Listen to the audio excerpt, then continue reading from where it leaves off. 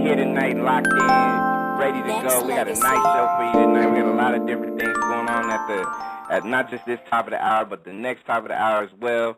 And I'm just glad everybody's here chilling. We got a nice show. And before I even do the pleasantries, I got to make sure I give a warm welcome to my co-host, Miss Gina, a.k.a. the radio baby girl from that 813. What's good, baby? How you doing?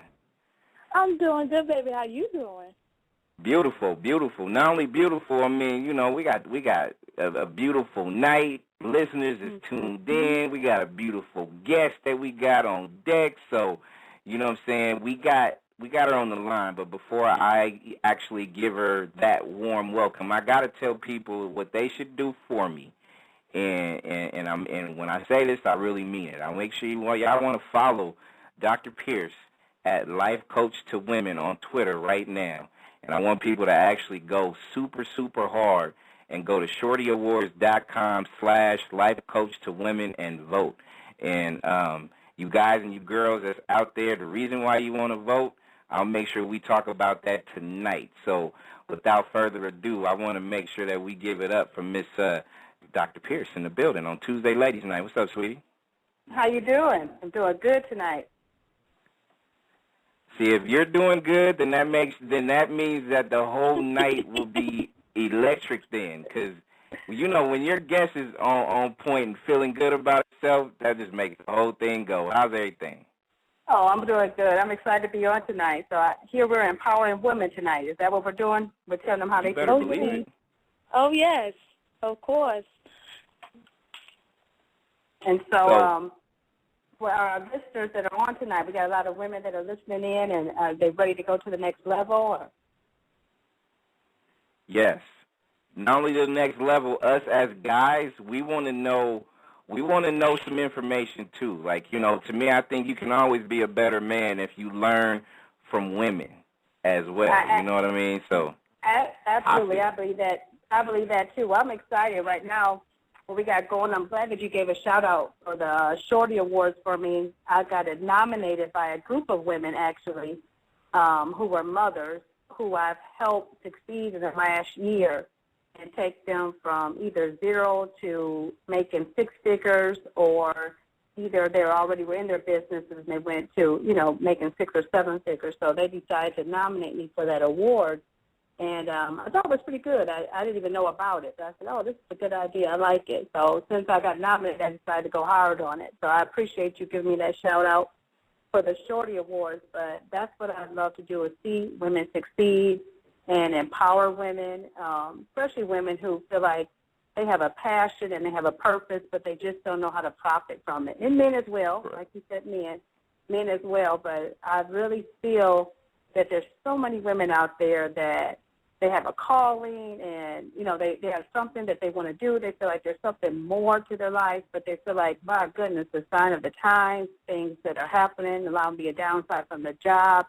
And they're like, what do I do next? How can I make it? And I really just encourage them and show them exactly how to make it, how to get a formula for making, how to go from just having tactics, because we get so many tactics that people tell us of how we can succeed and make it, and really give them some real systems how they can make it, you know. And so so for the people out there, how did you get started? Because, you know, of course, I always feel like anything that anybody has to give to others, I always feel like that's God-given, you know, the type of thing. So when did you feel like in life, like, you know what, this is my life's mission, is to help empower women? Where did that come from? Well, I think it started at a young age. My father did something real unique. When we were young, at the age of 13, he gave all of his kids a business. So he empowered us by putting us into, you know, entrepreneurship. So at the ripe age of 13, he gave me my first business called Stacy's Dream Cream, and also a game room. And I thought it was so awesome at first, until I had to work it the whole summer and not be able to hang out with my friends. And I said, oh, this is not as good as I thought it was. So, wait a minute, I got to work? I got to work? Right, Are you serious? I got to do this to get money. I got to work. But it taught me the skills and lessons. And from that point, I figured, you know, I want to help other people. I want to empower them to have something they can do, something of their own, help them, you know, succeed in life. So that's where it kind of got put into me. Then as I got older, just going through the struggles of being married once and then getting divorced shortly after that, and went through a real, just traumatic divorce, and left me going back home with a child and living back with my parents. And I was like, I'm better than this. I can come up out of this. And I said, you know what? If I can come out of this, I promise I'm going to help other people come out of situations like this. And it took me a couple of years, but I did. I pulled myself out. I started another business again. Actually had a business in the mall, and it was very successful. And, and then from there I went to doing different ventures and different things. But I decided at that point, I'm going to help other people to come out of situations and succeed. Wow. There you go. So that's where it started. But I'm excited today because I think we live in a time of transition.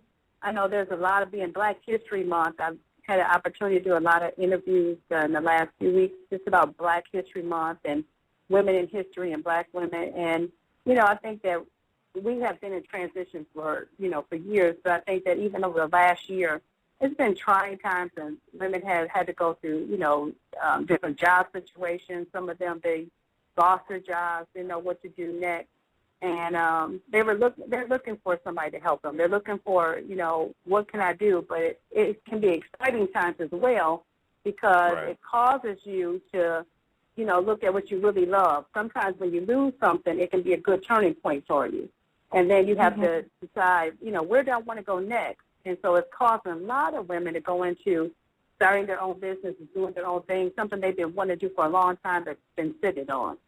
And so that's what's exciting. So you can take a bad thing and turn it into a good thing. Right.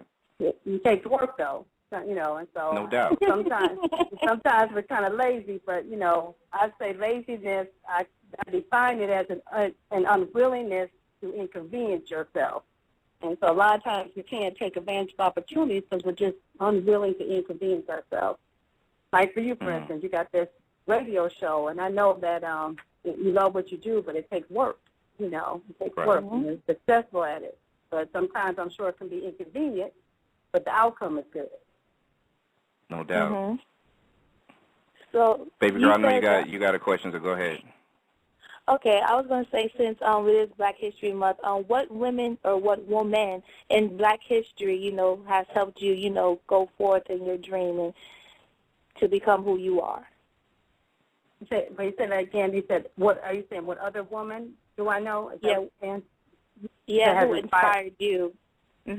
Well, I would say, of course, I think all of us are inspired by Oprah, to see her story and to see her, rise to such national appeal and to know her start. And so I'm really inspired by her, to see her come from, from southern states and just, she didn't look like she should be a celebrity, doesn't have all the glamour about her, but nonetheless, she has achieved greatness and respected by all, Right. And so she's a great. Go ahead. And on top of that, you was actually the one of the top winners on Oprah's network with a contest that had about over 7 million votes, right? Yes, I came in third place with 7.6 million votes, and mine were authentic votes. Okay. Yeah.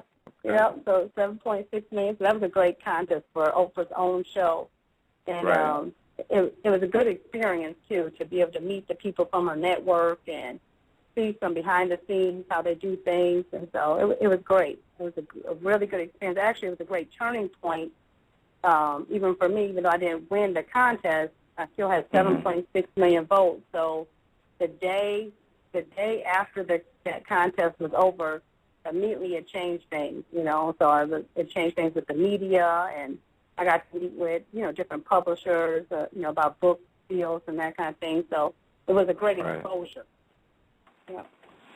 When it comes down to to me, I think always when you get a chance to expose what you love to do and being able to do so much, it's always a good thing. But when it comes to just the direction that women need to take, because I was thinking about this, before we actually had you on, And I'm remembering, like, you know, way back when, you know, it was a point in time where women, as far as marriages, depended so heavily on the husbands to be the provider, and then the women had to, you know, do all the to me, I think, real work, which is the housework, taking care of the kids, et cetera, et cetera. Now, you know, women is so more business oriented. How can you juggle the two, being a businesswoman and being, you know, the not the housewife? Because to me, I think the roles has evolved over the decades. But how can a woman manage both? Well, I think it's just a matter of just being organized and prioritizing. So, you know, I have a family. I have 2 children, a 21-year-old in college and a 14-year-old in high school, and, of course, and the husband. But I think... You got kids that age? Oh, yeah, I got kids that age. You'd be surprised at how old I am. Oh, my gosh. Yes, I have kids of 21. Should be 22 next week, matter of fact. And so you have to juggle that. You have to juggle your schedule. You know, you have to juggle working out, fitting that in, juggle your husband time, your kids time. But I just created balance in my life and set some priorities, and then I worked to get help. And I think it's okay to get help. So that's one of the reasons that I wanted to do my business and increase, so that I can make enough money so I could get some help. And so that helps a whole lot when you have someone that can help you. And everybody is not in that situation in the beginning, but I think that if they had set a goal for that situation, they can get there. But what I did when I didn't have help was I just created balance. I dropped the kids off at school, then I come home, do my workout, then go about my day and, you know, and start working my business, working on other, you know, priorities, writing books or whatever it was I had to do. But I think you just have to set a balance and a schedule of how you want to work. And something that's real key that I do is I keep a journal, and this will help a lot of ladies out there tonight, is if they would just get up and have a practice of maybe 15 minutes early or at night, 15 minutes before they go to bed, if they would just write down a list of what it is they have to do and then rewrite their goals every single day. And I've been practicing this for about maybe 6 or 7 years. And when I started doing that, writing down, this is what my goals, this is what I want to have, this is what I want to make, and this is how I want my day to go. At first, I thought I was just doing it, just writing, but after a while, every single thing that I put down eventually will come to pass and will happen. And so there's some things that you can do to make a difference in your life, and that's one of them, just, you know, writing things down. And, of course, you know, you have to, you know, there's going to be times where everything doesn't go perfect and like you want it to go, but when it doesn't, you can say, oh, well, it didn't happen today, it can happen again tomorrow. So besides writing a journal, what other advice do you give women, you know, to start out their day? That is kind of refreshing, just to write down things, you know, to, you know, be more organized, you know, with our days. Is there any other advice that you like to share with us tonight? Yeah, I think I have some good advice to give women that are constantly have some real breakthroughs, no matter where they're at or where they want to go. One of them is, I would say, to act as if. And that if they would just act as if their business or their life was where they wanted to be, just begin to act like it. I was doing a workshop a few weeks ago, and it was a workshop for people that wanted to increase their income. And I told them to act as if you are already having the dollar amount of money you want to have. Start acting like that. Start owning it right now. And I think if you would start acting as if, then everything, you would start lining up your life, you know, to go in that direction. The next thing I would say that people could do is, again, you have to change something. You know, breakthrough is always on the other side of a change. So even if it's a slight tweak in your habits or what you do every day, but if you just change something, your focus would immediately change, and then your productivity would change, and then your outcome would change. And so I know something I had to do a few years ago. I was going on a weight loss program. I wanted to lose, you know, a lot of weight. And I made one change that caused me to start losing a lot of weight. The first change I did, I thought I drank a lot of water. And so, but I really didn't. So I just started drinking more. I made myself drink 4 bottles of water every single day. In about 2 weeks' time, I shed like 8 pounds. And then, of course, then I liked what I saw, so I kept doing, you know, more changes. but that one change made a major impact. And then the other thing I would say is, investing in superior information. And I believe sometimes, I always say this, that, successful people like to educate themselves, and then people that don't quite have as much success like to entertain themselves. And so, we'll spend the money to entertain ourselves, but we won't spend the money to educate ourselves. And I think that's made a big difference in, how my success and what I do, coaching women, helping women entrepreneurs to succeed, helping women change their life, is that I finally get women to the point where they say, okay, I'm going to make an investment in myself, and that's where the coaching comes in. I have, a program called the Millionaire Mentorship Club. It's a coaching program that lasts 6 months or to a year, and it's an investment people have to make for that program. But when they finally make the investment, then they finally figure out, wow, I've been knowing what to do, but I haven't been knowing how to do it. And that's where people get stuck. Most dreams die between what to do and how to do it. And so people know this is what I want to do, but nobody ever fills in the gap how to do it. And then we think it's going to just happen. It's going to drop in our lap. Somebody's going to tell us. But information that's superior doesn't come for free. It comes always with a cost. And so when when you make the investment, saying I want something bad enough, and you make the investment for it, then it can cause that big shift in your life. And so, information will always change the seasons of your life. And so, if you want something to change in your life, you want your season to change, you want to go into a new season, you want something new to happen, then you've got to get some new information. You can't keep having the same information, doing the same thing, thinking you're going to get a different result. And then I would say what I've been saying to my sisters during Black History Month is, and to everybody, not just them, and it could be for anybody, but just know your numbers. We just can't let the numbers work themselves out, and so sometimes we want to go into business, we want to do something, but we always just say, I don't have enough money, I don't have enough money. You don't really know what you have if you don't know your numbers. And so count up the cost, write down your goals. What does it take to invest in a program? What does it take to hire a coach? What does it take to take your dream vacation? You know the numbers, do the math. And something happens when you do the math and you figure it out, then you finally can put a plan together to really get and have and invest in what you really want. But sometimes I think we think the numbers just going to work themselves out, but they don't. It doesn't happen like that. You got to know it, and you got to put some focus on it. And then, of course, like I was saying before, then you got to get some systems and not just tactics.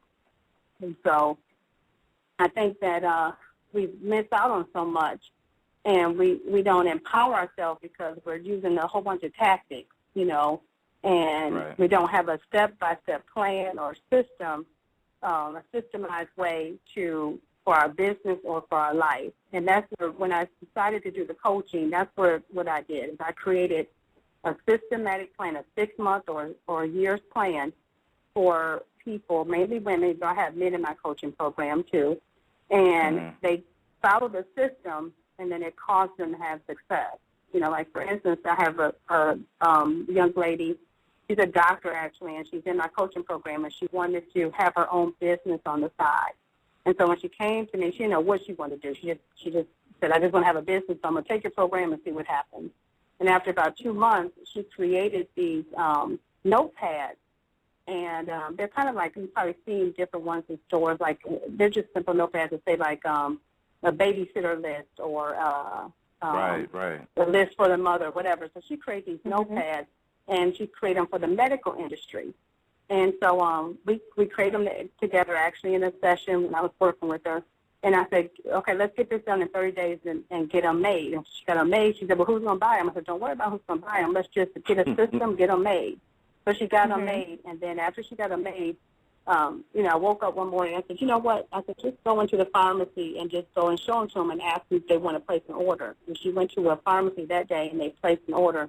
Now she's in pharmacies, Walgreens, just going across the nation. That's what's up. And less than 6 months' time. And so that's doing something by a system, not just a tactic. Ooh, I got this idea. Ooh, I want this to happen one day. Ooh, I'm thinking about this invention. But let's take that and make it happen. And so, and not only that, Dr. Pierce, isn't it also cool like to do like well, for me personally, sometimes I'll go through my day and I do have a journal, but also in that journal I have a checklist. And it's kind of like a daily thing that I do where, you know, I check off all the things that, you know, I have like bucket lists that I have. I have A, B, and C, and I kind of go through each one. But also the important thing to do is just to kind of stay dedicated to it, because you can always do that. And then you know how it is sometimes, Dr. Pierce. You might have, okay, well, this is the one journal I'm going to work on, but then there might be like 2 or 3 other different journals you started days ahead, and you might just go veer off and go look at the other one. But you got to stick to the one you have, and then you should be good if you do stay accountable for all the stuff you do on that journal. Absolutely, and that's true. You're right. You can't veer off. You know, and that happens to all of us. You can, you know, get caught up with, oh, let me try this. Oh, I was right here, or you know, I was thinking about this idea. But yes, when you, and that's where, you know, even where coaching comes in, some kind of accountability. Sometimes you do need somebody to help you, kind of steer you, stay on point, and say, you know what, this is the goal. The goal is that you said you want to make an extra $100,000 a year, or you said you want to make an extra $5,000 a month, or. And so if this is a goal, then let's stick with this thought, because this thought will get us to that goal. Right. And so, people can also go to www.lifecoachtowomen.com. Dr. Pierce is in the house tonight on Tuesday, ladies' night. And baby girl, I know you got another question, but I gotta ask this one. And it's $1 million question I've asked people before. And I'm hoping I can get a different kind of insight on you. But the question I have is, what happened to marriage? What happened to the concept of it? I love it. I'm doing a marriage seminar right now with my husband, so that's a good question. We're doing it right. Matter of fact, we got it tomorrow. We're going tomorrow. I mean, Dr. Pierce, I'm a single dude. I mean, I was married and divorced, but I was divorced maybe like 7 years ago. But you know, I believe in the concept of marriage, but you know, the divorce rate is so high, and people's point, you know, they just don't want to try. What happened to that whole institution? What happened? It's just people have lost hope and trust. People have lost hope and trust in the concept, but it's still real. Marriage still works, and there's so many benefits from being married. I think that we let society speak to us and make us feel like that it's more beneficial to be single than it is to be married, and that's not a problem being single. If you're single, then you enjoy your singlehood. I'm not saying that you ought to feel like you're defeated or that you're any less because you are single. But the concept of being married, there's so many benefits. When you come into agreement, my goodness, you got 2 people agreeing for things. You have someone who is your partner for your goals and achieving things together. Financially, it's it's just you achieve more financially when you come together. Statistics tell us that. I just did this on last week. I just talked about how I read like a set of statistics that said that married people live longer. People that are married overall, they live 10 years longer than people who aren't married. And they said how married people end up at the end of their life having more money than people that aren't married. And so the concept of marriage is a great concept, especially when you find the right person. Now, I don't believe in sticking in the situation that ain't working. So, I was divorced before. I was in an abusive relationship. It didn't work, and I got out of it. And so, and then got married again to my husband, who's a wonderful man. And, and it's working. So we've been married my daughter's 22. We've been married 21 years. So we got married a year after I had her. Wow, that's awesome. And so I believe that marriage is for today. Marriage works. And I believe that I think you should write down the list. Just like we're writing a list for everything else we want, I think you should write down a list of, this is what I want in my relationship. This is what I would like in my marriages, how I want to do it if I do it again. And that's exactly what I did. And I don't think you should fix the list like it's gold, like they have to be everything on that list. But I think you'll come close. I think it'll cause you to zone in and to know when that person comes into your life, this is it. This is fitting my direction. This is fitting my criteria. This is fitting my moral beliefs. This is fitting the direction I'm going. And so I think that makes a huge difference. So I mean, I think overall, because to me, I've always put especially love. When you fall in love with somebody, and I threw this out there. I don't put a a face or body or color attached to it. I mean, you love who you love. It doesn't, if you're blessed enough to be able to get to that moment where you want to share life missions with that person, then you don't have to look for a person that has this color, height, body parts, etc. You want to love that inspiration that person gives you, and vice versa. So, you're supposed to feed off that. But nowadays, today, Dr. Pierce, I don't know, it just seems like a lot of people not just don't look at that, but they're lazy. They're lazy, meaning like, you know what? All right, well, you're snoring while you sleep. Okay, that's it. Divorce time. Let's get a divorce because you're snoring. It's done. Snoring really hard. I mean, keeping it real. Like, the dude didn't take out the trash, so it's like, all right, well, you got to go. You got to go. It's divorce time. People I gave all that I could, but when it was all said and done, when we moved in, because, I did it to me, and I'm kind of telling you my life story real quick, Dr. Pierce. Is like, when and to me, I always feel like, if your heart's telling you, or if it's trying to show you certain things, just, not just follow your heart, but you really got to, know when it's all said and done, like, okay, I want to see him or her advance in life if I'm not on this earth too. You know what I mean? Right. Like, I want to see that person's success, etc. So I just wanted to kind of break that down. But I believe in marriage. It's just so many people, Dr. Pierce, are just lazy. They don't want to put that effort in.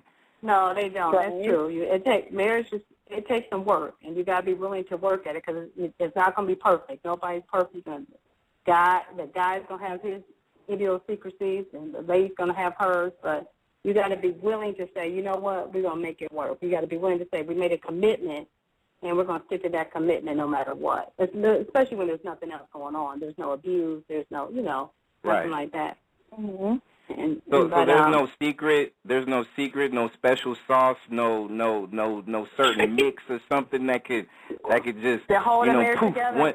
Well, I believe there's some things that hold marriage together. I think one is accountability. I think having a great accountability in your life between two people. Just being accountable with your actions. I think being honest about your desires, your intimate desires, as well as your goals and desires. What do you really want out of this? Because sometimes people want two different things, and so it causes them to feel like, I just can't take it if we want two different things. I think coming in agreement financially, just working on financial situations and letting the person who can handle the finances the best be in control of them, whether it's the male or the female. Just saying, hey, this person who controls the finances good, they keep up with it better than me, and yield into that. And then, of course, I think that having the right moral standards. I believe we have, me and my husband's relationship, we have God at the center of our relationship. So, keeping prayer in the center of it. We pray for each other, pray, sometimes together. I'm not going to say we pray together all the time, because we don't. Some people say, we always pray together. That's what makes us stay together. That's, we don't do that. I get up at a whole different time than him. So he do what he do, and I do what I do. And that's real, because sometimes you got to have that, you got to have that solo conversation with your higher power solo. Absolutely. Literally, Absolutely. You know what I mean? So he's got his time, I got mine. Absolutely. Right. But just keep, it keeps things together. I think you have to work at keeping things hot in your relationship. We've been married 20-something years, but I think you have to know what your mate likes. There's certain things I know my husband likes. I work out. I keep myself together, and that's who I'm married to. That's what I have. And so that's what he likes. That's what he likes to see. And then I have certain things that I want to see. I want him to do for me. And so I think that's being real. I think when you can be that real, then that can help hold it together. And so I think sometimes we're married and we think they're supposed to accept everything about us just as we are, no matter what, and we don't have to make any changes or sacrifices or, come to any agreements. And I think that's where it breaks down. And so he may say, hey, I want you to wear this, or I want you to look like this when you go to bed, or whatever it may be. And you may say, well, we married now, I don't want to do that. I'm going to sleep in a sweatsuit. So that may not work for him. Oh, wow, that's crazy. So she brought up desires, and we had a question, or we had a topic last week, that when it comes down to marriages and relationships, what is the difference between your wants, your needs, and desires? And if there is a difference, what is it?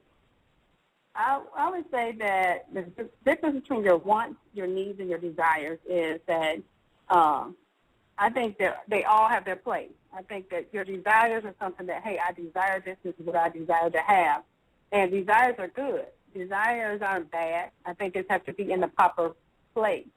And in a relationship, I think you should be able to say, hey, I desire this, or I desire this from you. I would desire you to do this, or I would desire to have this. And then your wants are something that you can say, hey, I want this, but I'm going to sort of go for it. This is what I want to have. And your wants may take wants may be easier to get than your desires, because I think sometimes our desires may involve other people. Like, for instance, like my husband say, I desire of you this, or whatever. And I can say, okay, then I have to meet that need or whatever. And it could be like, well, I want this for myself or whatever. And then my needs, I believe that your needs are something you like, I have to have this. This is for survival. I need this. This is a need that I need met. Or this is a need that I need to have. But sometimes I think we can confuse them, and we can think that a desire is a need.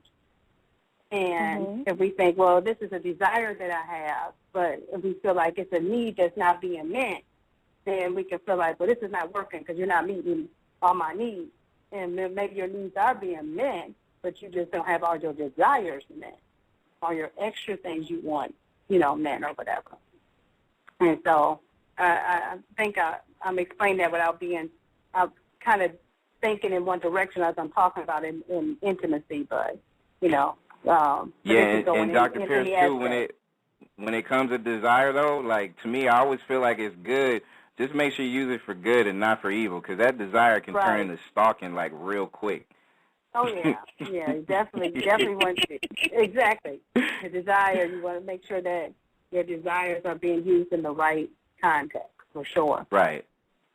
Because, you don't want no guy coming up to Dr. Pierce and be like, Dr. Pierce, I desire you. Like, and they're going to be like, okay, like, wait a minute. Like, what does that really mean? Like, what do you desire, bro? Like, what's that's the business, honey. That's not the business. Then it'd be like, your desire's out of place. Exactly. And people out there, make sure you go to www.lifecoachtowomen.com. Also follow her on Twitter at lifecoachtowomen as well. Very successful woman, has written 21 books, featured on everything that is everything, not just Oprah's network, also ABC, Fox, CBS, everything. And Word Network. Word Network, no doubt. And Dr. Pierce, we do live in a world where, especially when it comes to empowering women, we have different types of women. We have, especially in the entertainment business, and there's a lot of entertainers, women, that will be looked at just for their body or just for their minds, never both. When it comes to the women out there that people consider loose, be it if it's strippers, porn stars, et cetera, how do you factor those careers in that these women do have versus the higher success that you want to either teach them or show them how to be able to handle? I think sometimes the women fall into those kind of careers because they feel helpless. I don't think any woman by nature wants to be abused or wants to be used in any way. I don't think that that's her real desire. I think they may sometimes fall into certain careers because they feel like, wow, this is all I can do, or, I only can use my body, or this is all I'm good at, or it could have happened when they were young. Sometimes a lot of women that are into pornography or into stripping, because sometimes they were raped or something happened to them, and then they go into that as a career.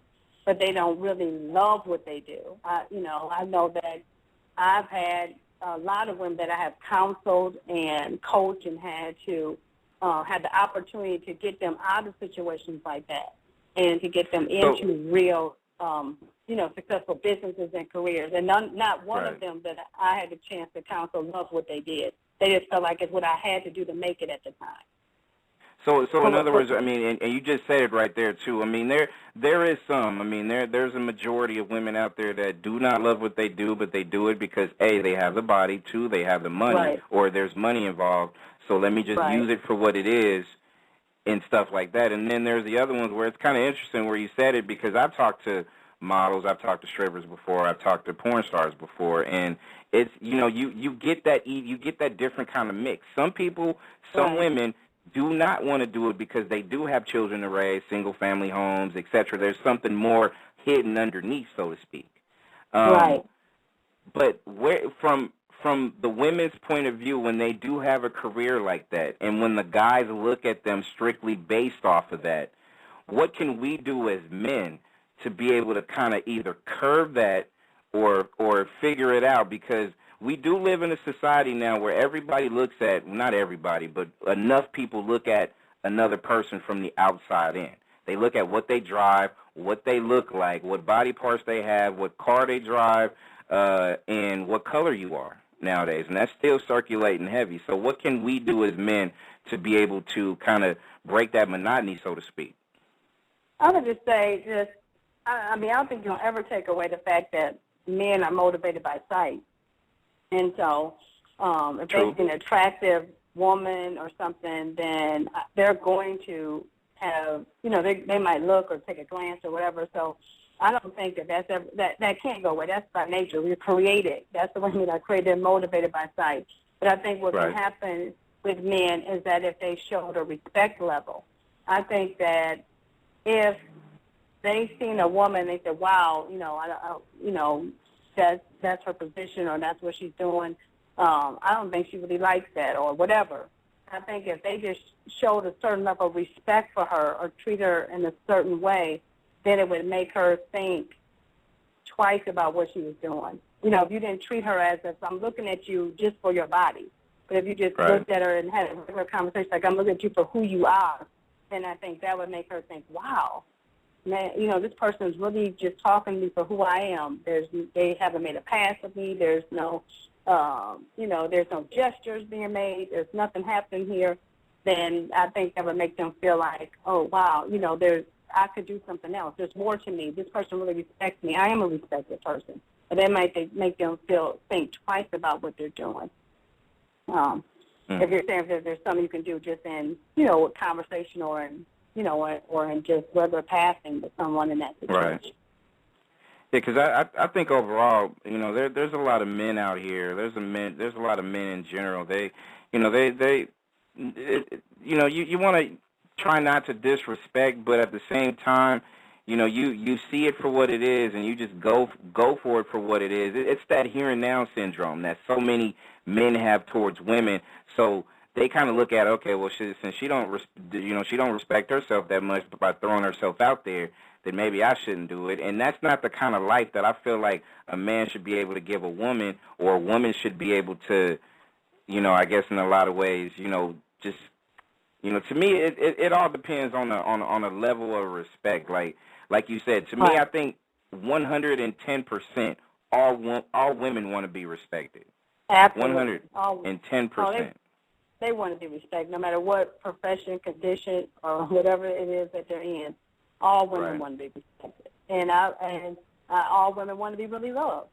There's nobody out there, I don't care what they're doing, that don't want real love or real respect. And so they may hide it up under whatever their body or whatever their show or whatever it is that they do, but at the end of the day, every woman wants to be respected, and every woman wants to be loved. I don't think you're going to find that if you have a real conversation with a woman, she's not going to say, I don't really want real love, no matter what her profession. And so if she wants real love, she knows that she can't get real love from a phony situation. So, you're not getting real love from one person, from one night to the next night to the next night, or, real love from somebody who, is not really interested in you for you. And so, but they can come out of their situation. And I believe anybody can change and anybody can come out of it. They just have to believe that they can come out of it. Where are you going to be in the near future as far as seminars and things like that? Because I've been on your website. I've seen some of the seminar action that you have. Where can you go? Or where are you going to be at so I could be there? I'm excited. Okay, well, I want you to come. I want you to come to my big conference coming up in July, the 12th, 13th, and 14th. It's the International Women's Success Conference, and that's here in Orlando, Florida. And it's going to be awesome. Oh, yeah. It's going to be at the Waldorf Astoria Hotel. And it's 3 days of just information and inspiration. I call it a networking haven. And so it's some of the most inspiring people that you can ever meet and see, men and women, not just ladies. You know, it's the women's conference. Men are there, too. And it's so empowering. I have a lot of great surprise guests. I usually don't tell people who are going to be there. They just kind of show up. But I always have some kind of celebrity guests, people that show up to be a part of it with me, and musical guests. And it's awesome. It's an incredible, empowering conference. It's for people who say, I want to play a bigger game in life. It's for people who are saying, I'm ready to go to a new level in life. It's for people who are saying, I want to dream a bigger dream. I'm ready to, go and figure out what to do and how to do it. If people feel like they want to have a blueprint, like I want to leave here with a strategy. I don't want to just go to this conference and sit and hear all this good stuff, and then when I leave at the end of the day, I don't have a blueprint for what I can do with the information I learned. There's for people who want to say, okay, when we get down to Saturday and I walk up the door, I have a plan in my hand for putting my life together the way I want it. And so it's an awesome conference. I want you to come to it July 12th, 13th, and 14th at Orlando, Florida, at the Waldorf Astoria, and that's the International Women's Success Conference. And all the information is on my site at thelifecoach2women.com. It's all there. Wow. Yeah, I'm there, and baby girl is basically doing backflips because that's her hometown, just about near there. So yes. she just literally did backflips, cartwheels. I love it. Cartwheels. So you're from Florida. She's from Florida. All right. Yes, Tampa. I love it. So you're right around the corner. Exactly. Down the street, around the corner to the left. Yep. She's near and dear. And make sure you guys and girls go hit Dr. Pierce up on Twitter at LifeCoach2Women. That's the number 2 as well. Tuesday Ladies Night, and just to kind of close on some of the things that you talked about, it's kind of like, I know we kind of went over the scheduled time, but, sometimes, I feel like Dr. Pierce is like my new therapist right now. Like, I'm over here hearing her talk, and I'm like, hey, like, I'm there. So, you got the bifocals on, baby. You got the bifocals on. So I'm just telling you now, Dr. Pierce, don't be surprised if you see the guest sign-in sheet, and it'll be the same guy. Every single, and it's not stalking either. It's not a desire thing. It's just an appreciation thing. I love one of those dudes. Oh my goodness! But I gotta tell you that my views on relationships and to me, I feel like how important a strong woman is, not just in the household, but also in communities, is important. It's not just because it's Black History Month or anything like that. I kind of feel and this is a guy's point of view. And to me, I think we would be in a better place if we do have that, because there's so many women out here nowadays that have very low self-esteem, not just about the physical part of them, but also the emotional and the mental aspect of it too. Right. It's true. That women do have, a lot of women are suffering with self-esteem issues. And some of it is because I know now, and because I'm dealing mainly with women who want to change careers and that kind of thing, I know that sometimes they're suffering with self-esteem because of their career change, thinking that, being out of work or something happened with their job, thinking that they're not as useful anymore, or women who have been at home and now have to work because something happened in the situation, their husband lost their job or that kind of thing. And so they feel like, wow, I don't, I haven't done anything else, or I'm not good enough, I'm not known enough. And so they feel like I don't have the self-esteem to really go forward. But I believe that if you just value yourself, I think that self-esteem comes from learning and growing. I think it comes from having a God confidence. I think that you get your self-esteem from knowing your self-worth, knowing that you're valuable, knowing that I do have purpose, knowing that I do have a calling, and then investing in that, then learning and growing, listening to books, and reading, having to be so that you can have a conversation, so that you can have something to talk about. And when you begin to do those things, then you pick yourself up and you have the confidence you need to be able to go forward. And I wish I could say that I always had high self-esteem and I never had anything, knock me down, but it's just not true. We all have been through things. Like I said, I went through a divorce. I had roadblocks, and all those things affect your self-esteem. Going through, a bad relationship, you feel like, oh, nobody's going to want me again, what's wrong with me, and that kind of thing. But I had a drive. I made a decision to keep going. And if I could give those women out there one advice, I would say, no matter what, you have to pick yourself up and make a decision, I'm going to keep going. If you can just keep going, eventually everything's going to turn out. You got to just keep moving forward. And if you keep moving forward and you keep having drive and determination and a willingness to just not stop, and that's what happens. Most people just stop. And when you stop, then nobody else is stopping you. You stop yourself. But when you have a willingness to say, I'm going to go forward, I'm going to just push forward, then eventually success is on the other side of that. And just prepare for those opportunities that don't exist yet, because they're going to exist if you stay prepared.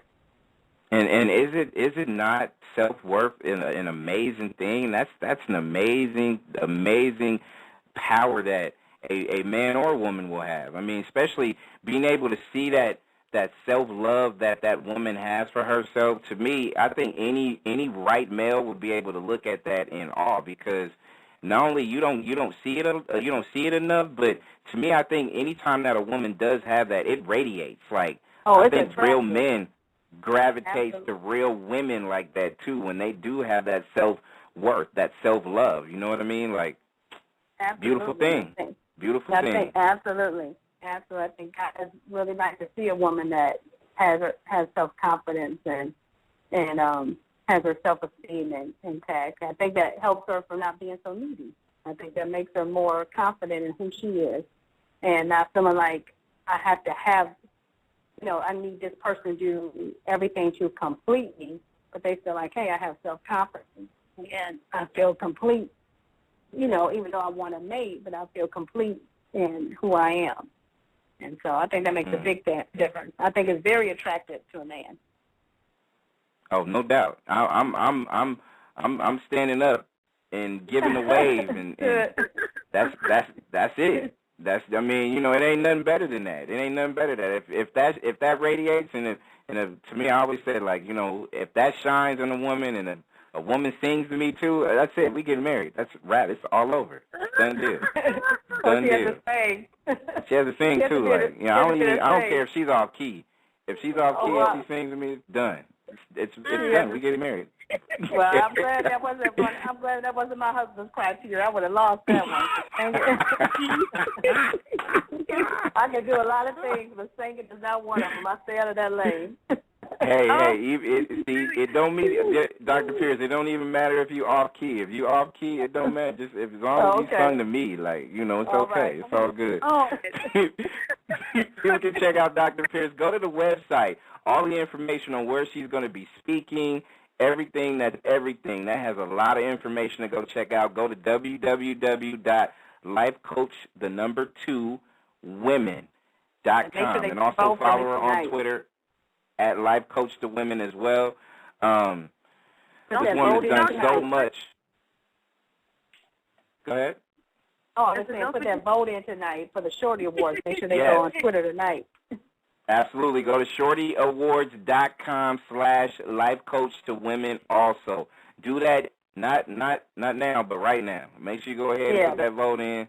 in the Keep it coming. We got all these people on the lines, all these people out there listening right now in the chat rooms. Make sure you go ahead and make history tonight and just keep flooding the shortyawards.com/lifecoach2women. Let's keep it rolling. And I appreciate you, Dr. Pierce. Please come back when you see fit to come hang out with us again, because this is good. Like I said, not just for women, because women is first and foremost, of course, but also it's also good for men, so we can be able to learn from you guys, because that's important too. Awesome. Well, thank you for having me on. I appreciate you both, and I hope to see you at the Women's Success Conference in July. I would love to see you there, and let me know if you're coming so I can make sure I treat you like VIP. Please do. VIP is always a beautiful thing. I can do VIP. I can do that. All right. Okay. Sounds good. Thank you, Dr. Pierce. Come back soon, all right? All right. Thank you. Bye-bye. All right. Take care now. That is Dr. Pierce, and I appreciate her hanging out with us for, damn near an hour. Even though that was a 15-minute interview. You see how we do. You see how we do. Nexxlegacy.